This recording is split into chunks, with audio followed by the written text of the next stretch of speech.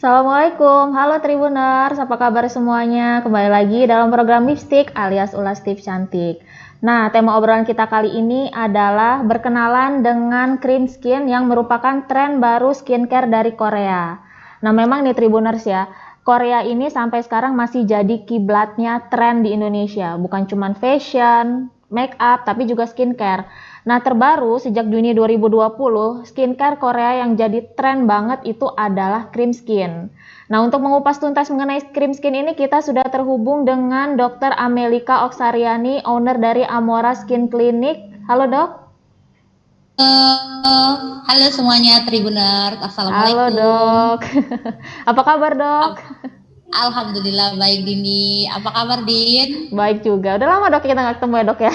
Iya, sudah lama banget kita nggak ketemu ya semenjak COVID begini ya. Iya. Nah, ya, Dok. Dokter sekarang lagi di mana, Dok? Di klinik, Dok? Lagi di klinik, lagi praktek. Oh, ya ampun. Ganggu dong, Dok, prakteknya, Dok. Enggak, santai aja. Iya, Dok. Ini kan tema hari ini soal cream skin ya, Dok ya. Jadi kalau tahun lalu itu kan skincare yang lagi tren yang dari Korea itu kan glass skin. Tapi sekarang tahun 2020 ini udah nggak ada lagi glass skin, adanya cream skin. Nah, cream skin itu sebenarnya itu skincare yang seperti apa sih, Dok? Kok bisa booming bener sekarang ini, Dok? Ya, jadi sebenarnya sih kalau dari beberapa literatur dan dari beberapa jurnal yang saya baca, cream skin ini adalah metode atau tren skincare terbaru, apalagi di masa pandemi sekarang ini, begitu kan. Jadi mungkin orang ini atau semakin bertambahnya ilmu pengetahuan, semakin bertambahnya tahun, atau semakin bertambahnya teknologi, atau semakin canggihnya teknologi, orang itu terkadang pengennya yang simple, Din. Pengennya yang praktis, terus pengennya yang nggak ribet. Jadi para ilmuwan dan para peneliti mungkin membentuklah sebuah cream skin ini untuk menjawab semua pertanyaan dari orang-orang yang di luar sana yang mengeluh menggunakan skincare itu dalam jumlah yang banyak gitu kan. Kadang-kadang kan skincare yang kita gunakan sebelumnya itu kan rangkaiannya itu banyak banget kan, mulai dari sabun, mulai dari toner, apalagi ada essence, terus ditambah lagi serum, tambah lagi krim malam, terus tambah lagi biasanya krim siang, terus ditambah lagi moisturizer. Belum lagi kalau misalnya ada tambahan kayak eye serum atau serum khusus untuk anti aging. Itu sudah 7 langkah yang ribet menurut dokter dalam perawatan skincare sehari-hari. Nah, semakin bertambahnya ilmu pengetahuan dan teknologi, banyak peneliti, terus banyak ilmuwan karena yang menemukan adalah orang Korea duluan gitu kan, mereka mungkin menjawab pertanyaan atau menjawab keluhan dari perempuan-perempuan di luar sana atau dari orang-orang yang menggunakan skincare yang ribet, makanya dibentuklah si skin cream. Jadi skin cream ini satu rangkaian skincare ini all in one, jadi berfungsi untuk semuanya begitu, Din. Fungsi dari cream skin ini sebenarnya apa nih, Dok? Melembabkan atau gimana, Dok? Ya, jadi sebenarnya kalau dari beberapa literatur dan jurnal, dan saya juga sempat membaca komposisi dari beberapa produk yang sudah keluar di Korea yang khususnya cream skin. Jadi sebenarnya cream skin ini adalah gabungan dari toner dan pelembab. Gitu. Jadi kenapa sih gabungan dari toner dan pelembab? Karena dia teksturnya kan cair. Teksturnya cair, tapi di dalam cairan itu dia ada krim. Gitu. Jadi ada krim. Nah, sebenarnya kalau saya lihat di beberapa produk dari cream skin itu komposisinya itu banyak mengandung moisturizer dan asam amino yang fungsinya itu adalah menghidrasi atau melembabkan kulit.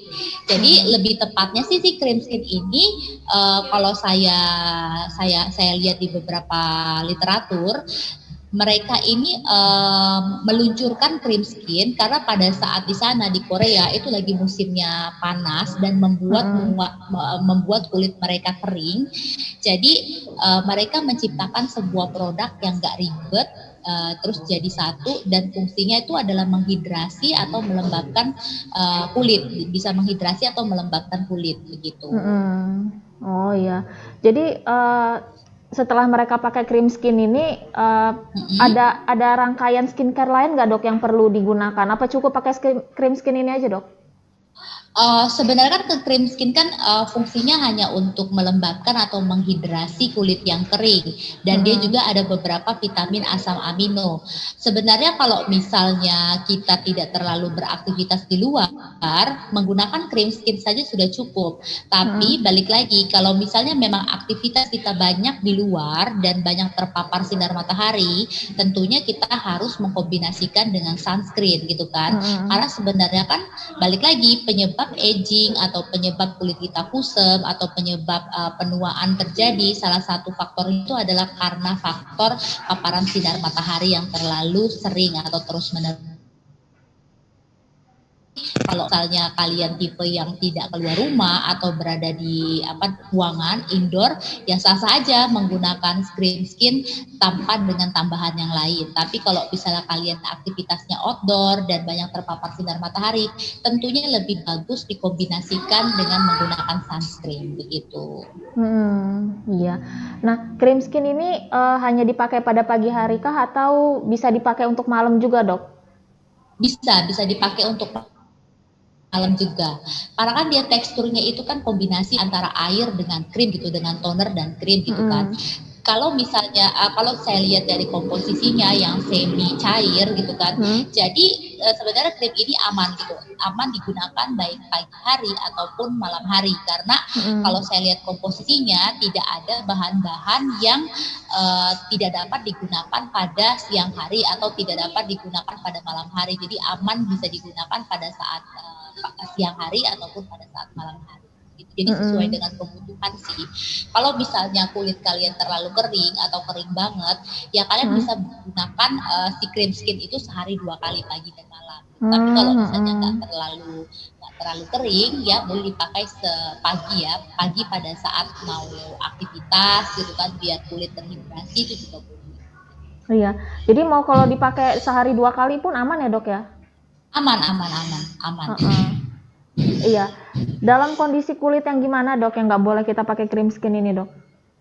Karena dia fungsinya menghidrasi dan dia fungsinya melembabkan, hati-hati dengan kulit yang berminyak atau kulit yang rentan berjerawat.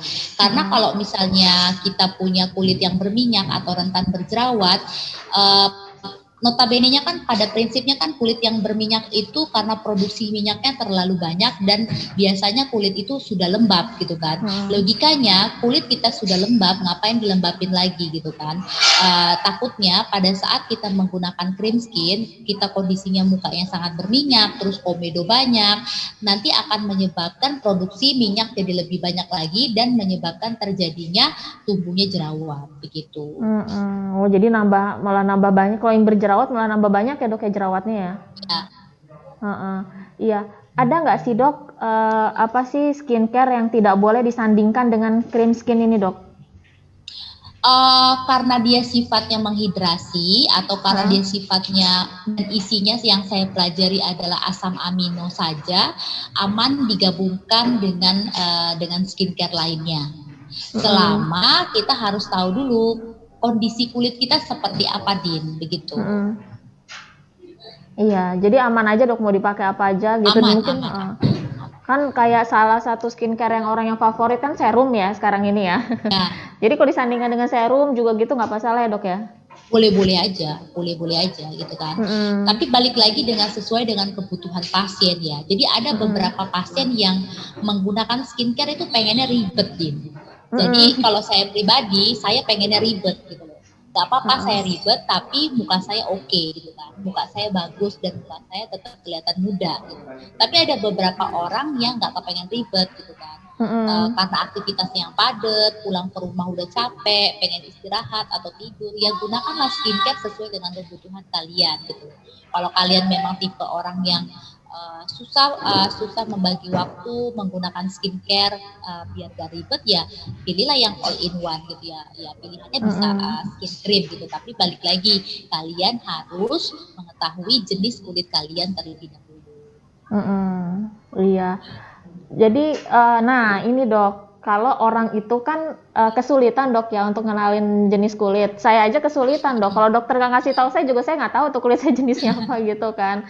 Nah, gimana sih Dok cara kita mengenali jenis kulit itu tanpa kita harus ke dokter gitu? Oke, Heeh. sebenarnya kalau kita mau lihat jenis kulit kita, kita bisa lihat pada saat kita selesai aktivitas. Mm-mm. Misalnya pada saat selesai kamu olahraga ataupun pada saat aktivitas biasa, tunggu Mm-mm. sekitar 5 sampai dengan 10 menit, terus kacaanlah di depan cermin, terus lihat muka kalian. Mm-mm. Biasanya kalau muka normal itu kulitnya halus, pori-porinya kecil, tapi sampai detik ini dokter belum pernah menemukan orang dengan kulitnya yang benar-benar normal. Jadi Mm-mm. kalau misalnya mau lihat kulit normal itu kulit bayi itu, normal itu. Gitu. Mm-mm. Jadi masih halus gitu kan, pori-porinya kecil, terus kelembabannya oke, tapi jarang banget dokter temuin. Nah, tapi kalau kulit yang berminyak itu gampang banget kita lihat. Mm-mm. Biasanya kalau kulit berminyak, habis olahraga itu langsung keluar minyaknya. Mm-mm. Pori-porinya gede biasanya. Biasanya pori-porinya gede di zona T dan di bagian deket hidung di sini pori-porinya besar, bolong-bolong Mm-mm. gitu, pori-porinya gede dan gampang sekali berkomedo. Jadi Mm-mm. buat tribuner semua yang kalau misalnya pada saat lagi pakai krim atau lagi pakai menggunakan skincare gampang komedoan atau misalnya dok saya nih dikit-dikit kok gampang komedoan ya, gampang jerawatan ya, berarti ya ada kecenderungan kalian kulitnya berminyak. Mm-mm. Nah, kalau kulit kombinasi itu beda lagi. Jadi kombinasi itu dia kulitnya di zona T-nya aja, jidat, hidung, dagu itu berminyak. Tapi biasanya di bagian pipinya itu cenderung normal dan kering gitu.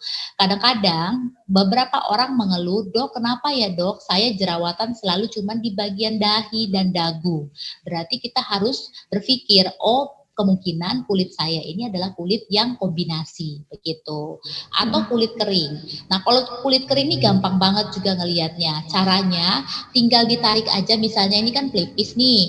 Tinggal kamu tarik begini, kalau misalnya terlihat retakan-retakan kayak petakan-petakan sawah atau kamu sering ngelupas di bagian sela hidung, sela bibir dan gampang terjadinya kerutan, berarti kulit kamu kering begitu. Mm-mm. Nah, ada lagi juga kulitnya sensitif. Tapi balik lagi sih, kulit sensitif itu harus dibedakan dengan kulit sensitif karena reaksi alergi. Kalau kulit sensitif ini lebih tepatnya mau pakai krim atau skincare merek apapun, dia selalu merah atau selalu menimbulkan reaksi alergi kemerahan, gatel, terus ruam begitu. Jadi tidak hanya satu krim, hampir semua krim dia nggak bisa. Jadi dia hanya bisa menggunakan krim khusus hypoallergenic. Jadi ada Mm-mm. itu krim khusus hypoallergenic. Jadi khusus untuk kulit sensitif begitu. Mm-mm. Iya. Nah, krim skin ini apa hanya cocok untuk kulit kering aja, Dok? Atau semua jenis kulit cocok, Dok? Sebenarnya kalau dari beberapa literatur yang saya baca Mm. dari komposisi cream skin ini aman digunakan untuk semua jenis kulit. Tapi dengan catatan kulit yang tidak gampang berjerawat dan tidak terlalu berminyak. Kalau Mm-mm. misalnya minyaknya masih bisa dalam batas normal, artinya tidak terlalu berminyak, sah-sah aja boleh gunakan krim skin. Tapi kalau kalian tipe-tipe yang kulit berminyak dan gampang komedoan, gampang jerawat, jangan. Lebih baik tidak usah. Mm-mm. Iya. Gitu. Kalau untuk kulit sensitif dan kulit kombinasi bisa nggak, Dok? Boleh bisa. Heeh. Iya. Nah, memang kalau misalnya dia pakai kulit yang untuk berminyak itu minyaknya bisa nambah banyak gitu, Dok ya? Ya, karena kan dia Mm-mm. asam aminonya tinggi. Kita tahu kan asam amino itu adalah sebuah protein, gitu kan. Jadi protein itu fungsinya adalah menutrisi kulit dan menghidrasi kulit. Pada saat di lapisan kulit itu terlalu banyak atau tinggi kadar protein, dia akan meningkatkan produksi kelenjar minyak di dalam kulit Mm. sehingga akan memicu timbulnya komedo, akan memicu timbulnya jerawat begitu. Mm, iya. Karena Jadi mungkin komposisinya itu asam amino semua. Jadi dia komposisinya itu protein tinggi. Protein tinggi ya dok ya. Iya, jadi mungkin krim skin ini mungkin karena pandemi ini dok ya, orang nggak mau ribet kan, di rumah aja Ya, ngapain sih betul. panjang-panjang gitu kan ya rangkaian skincare-nya udah. Betul. Heeh. Udah yang Betul. penting udah Gitu. ribet aja satu kali aja udah cukup gitu mungkin gitu dok ya. Ya, apalagi kalau saya lihat skincare di Korea itu mahal-mahal. Heeh. Eh, Harganya kisaran di atas 100 semua dalam satu jenis skincare, misalnya krim malam. Kalau misalnya kamu harus menggunakan skincare 7 tahapan dikali satu produk itu minimal harganya 250.000, kamu sudah menghabiskan berapa juta gitu kan? Kamu bisa menghabiskan bisa sampai 2 juta untuk satu rangkaian krimmu. Tapi karena ini lagi masa pandemi nih, sebenarnya orang Korea ini pinter. Jadi ini lagi masa pandemi, ekonomi lagi marut-marut lah Din, bener-bener lagi hancur banget ya tingkat perekonomian semua negara gitu kan. Dan mereka berpikir gimana sih caranya ini skincare kita tetap laku dengan menggunakan terobosan terbaru gitu kan, yang nggak ribet. Nah, ya salah satu caranya adalah dengan meluncurkan si skin cream. Ada beberapa produk yang saya baca gitu kan di literatur itu harganya cuma sekitar 425 untuk ukuran satu botol 150 ml gitu kan. Jadi kan lebih hemat toh. Kamu cuma keluarin duit 425 tapi muka kamu sudah seperti menggunakan 7 rangkaian skincare begitu. Iya. Tapi kan dok, maksudnya mentang-mentang lagi tren, kita kan harusnya kan jangan beli skincare ini sembarangan ya dok ya. Oh ini lagi tren, ya udah Betul. ada yang murah nih, ya udah kita beli aja gitu. Nah, Betul. nah gitu dok, itu maksud saya tuh gimana sih dok kita mengenali bahwa itu skincare itu tuh aman? Mungkin dari nomor BPOM-nya atau gimana gitu? Oke, ya. Jadi intinya adalah pada saat kita memutuskan untuk membeli sebuah produk atau sebuah skincare, kita harus tahu skincare ini tujuannya buat apa dan digunakan untuk kulit seperti apa. Yang pertama kamu harus tahu dulu kondisi kulitmu seperti apa dan kebutuhan kulitmu seperti apa, begitu. Terus dilihat apakah skincare ini benar-benar aman atau tidak. Biasanya kita harus mengecek nomor POM-nya. Tapi karena skin cream ini di Indonesia belum ada, artinya baru dikeluarkan dari luar negeri, biasanya itu dia akan ada nomor POM atau nomor merek dagang dari luar negeri. Saya lupa itu tuh kalau Korea itu depannya apa. Kalau Indonesia kan POM NA, tapi kalau Korea itu depannya bukan NA. Saya lupa depannya itu apa. Kalian bisa cek di di Google, cek aja nomor POM Korea itu depannya apa. Atau kalian bisa mengecek nomor POM untuk daftar-daftar merek dagang luar negeri. Yang pertama sih produk yang benar itu produk yang lengkap, artinya ada mereknya, misalnya merek X gitu kan, X skincare atau X skin cream. Terus biasanya diproduksi oleh siapa? Jelas, itu pabriknya di mana, alamatnya di mana, dan biasanya akan tertera manfaat atau fungsi di belakang kemasan. Biasanya ada manfaat, penggunaan, cara pakai, komposisi, dan biasanya di bawahnya baru ada nomor POM-nya, dan balik lagi di balik komposisi di balik si botol atau si produk kosmetiknya, biasanya di bawahnya itu ada batch date-nya, ada tanggal batch-nya atau ada tanggal kadaluarsanya gitu. Jadi terus hati-hati, banyak di luar sana krim palsu, jadi atau produk-produk palsu yang dijual di internet. Jadi kalian harus benar-benar cermat dalam memilih, karena produk palsu ini kita nggak bisa gitu loh untuk kadang-kadang kita nggak kontrol, jadi kita nggak bisa ngebedain mana yang asli atau manapun yang palsu. Dan jangan tergiur dengan harga yang murah. Kalian harus benar-benar cermat dalam memilih kosmetik, cermat dalam sebagai customer begitu. Sah-sah aja kalau mau beli krim di internet ataupun di sosial media selama ada tempat pertanggungjawaban. Jadi pada saat kalian menggunakan skincare tersebut atau kosmetik tersebut, ada tempat curhat lah, Din. Ada tempat curhat, tuh kenapa ya muka saya seperti ini. Jadi jangan beli kucing dalam karung. Pada saat kamu beli, nih nggak cocok, balik lagi ujung-ujungnya ke dokter. Jadi kerja 2 kali begitu kan. Jadi kalau dokter pribadi tidak pernah melarang customer atau tidak pernah melarang pasien untuk beli skincare di luar sana, selama dengan catatan kalian paham dengan kondisi kulit kalian dan krim itu jelas. Terus juga jangan kemakan iklan atau ngikut-ngikutin selebgram, ngikutin artis, karena balik lagi saya tidak menjudge skin cream itu jelek. Jadi skin cream itu diluncurkan untuk kondisi kulit Korea. Yang Pitch Patrick itu adalah tingkat kelembapan, tingkat melaninnya itu berbeda dengan Indonesia. Mulai dari kondisi kulitnya berbeda, mulai dari cuaca, faktor lingkungannya pun berbeda antara Korea dan Indonesia.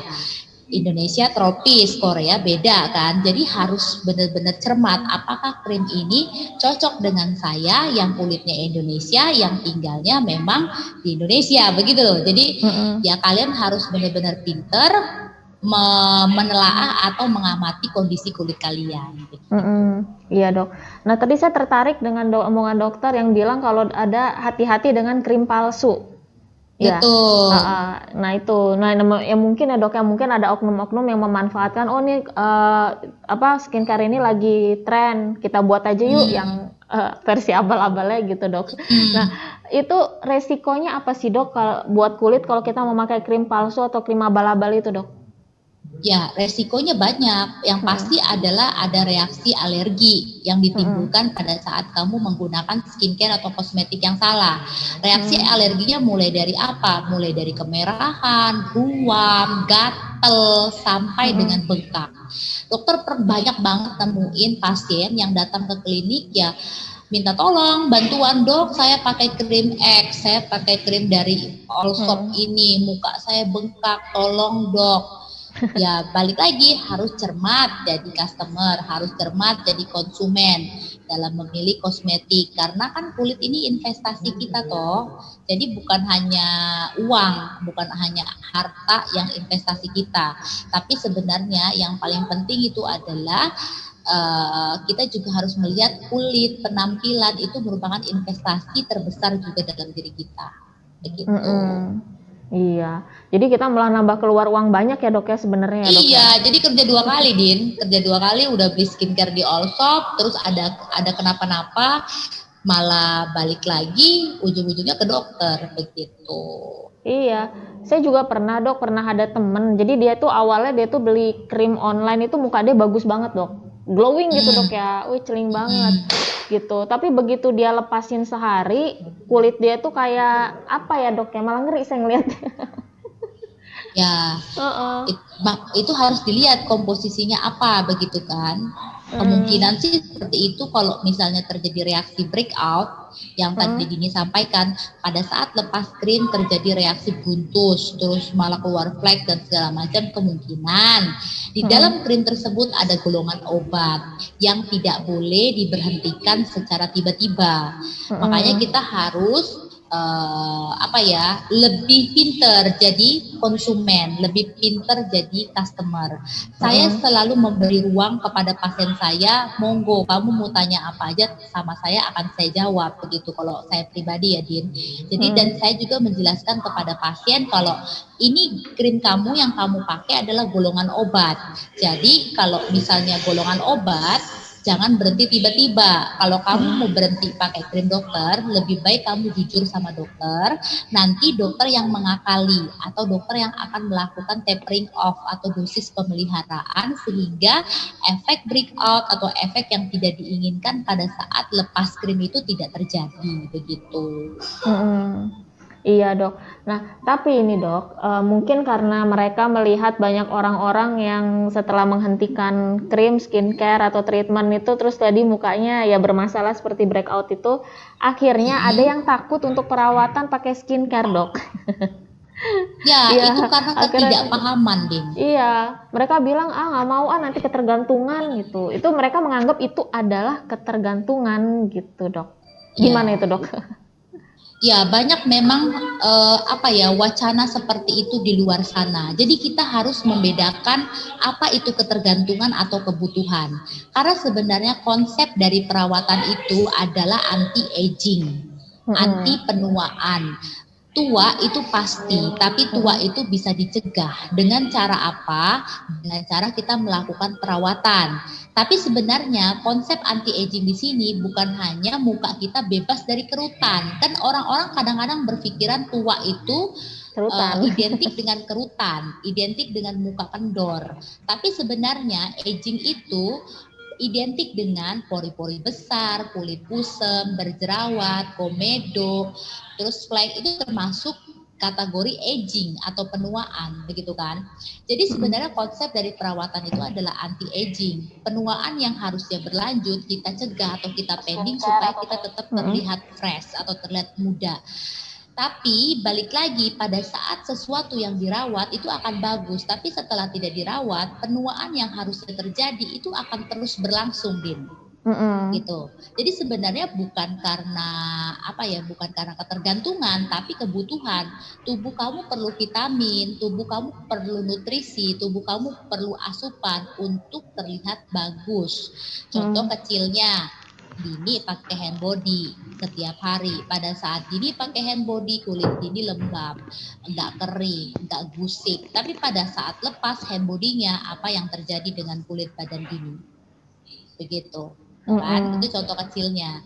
Dan harus tanya sama dokternya, dok, mohon maaf punten di dalam krim ini isinya apa ya dok, saya boleh tahu gak, ini kan hak saya sebagai pasien gitu loh. Ya, isinya apa ya dok, golongan obat kah atau golongan, kan karena kan skincare itu dibagi jadi dua, Din. Ada golongan obat, ada golongan kosmetik. Kalau golongan kosmetik itu yang ada nomor POM dan itu bisa dijual bebas di minimarket, supermarket, swalayan, pasar dan lain sebagainya. Kalau golongan obat biasanya dia ada etiket biru, ada etiket farmasi dan hanya dikeluarkan oleh dokter melalui resep dokter dan dibuat oleh apoteker yang bertanggung jawab. Begitu. Kalau dia golongan obat nggak bisa diberhentikan secara tiba-tiba. Misalnya orang flek, jadi dikasih hidroquinon dalam dosis Mm-mm. tertentu karena memang terapi dari melasma atau flek itu adalah lini pertamanya tetap menggunakan hidroquinon. Nah, udah bersih nih fleknya. Terus si ibu kepedean nih, oh udah bersih, saya nggak mau lagi pakai. Tiba-tiba fleknya keluar lagi hitam. Nah, nggak bisa diberhentikan tiba-tiba. Jadi kita harus tapering off atau dosis pemeliharaan sehingga pada saat dilepas si fleknya stabil begitu. Mm-mm. Iya. Eh, dok, ini selipan dikit ya dok ya. Gak Boleh. apa-apa dok ya. Ada yang nanya dok, kulitnya dia sudah sehat, tapi dia ada ketakutan kulitnya itu akan bermasalah lagi itu dok. Kata dia ini gimana caranya saya mempertahankan supaya kulit saya tetap sehat gitu dok. Oke, kalau misalnya muka kamu nggak ada keluhan, kulit kamu bagus, pori-pori kamu kecil, pertahankan itu dengan cara apa? Pola Mm-mm. hidupmu harus tetap benar-benar sehat. Dengan cara apa? Yang pertama, perbanyak minum air putih, olahraga teratur, terus habis itu hindari paparan sinar matahari, jangan begadang, terus bersihin mukanya jadi lebih rajin. Dan satu, penyebab anti aging terbesar adalah karena matahari.